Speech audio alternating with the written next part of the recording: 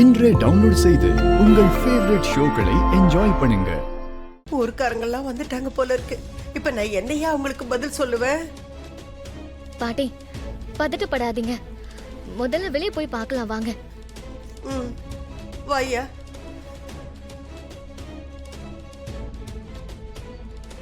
வாங்க பாட்டி. வணக்கங்க. வணக்கம் வணக்கம். ஆ, அம்மா, கோவில்ல சாமிக்கு பூஜை நடந்துகிட்டு இருக்கு. சாமி நகைகளை கொடுத்தா அதை ஊர்வலமா எடுத்துட்டு போய் சாமிக்கு சாத்திடலாமா?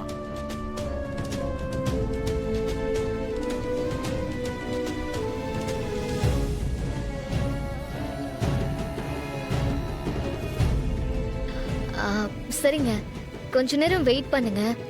நகைங்களை வீட்ல வச்சு பூஜை பண்ணிட்டு இருக்கோம். பூஜை முடிஞ்சதும் நகைங்களை கொண்டு வந்துடுறோம்.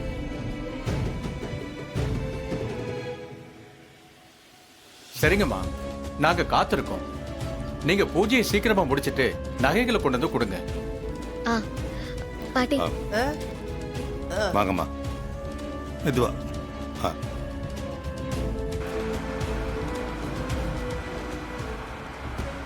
ஏம்மா ரேவதி, வீட்ல நகையை வச்சு பூஜை பண்றோம்னு ஏமா போய் சொன்ன? மறுபடியும் அவங்க வந்து நகையை கேட்டா நம்ம என்ன சொல்றது சொல்லு?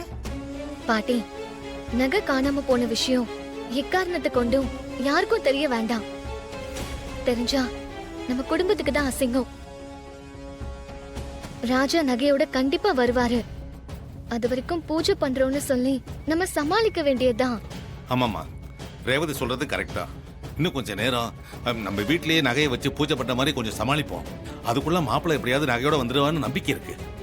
என்னமோ நல்லது நடந்தா சரிதான்ப்பா.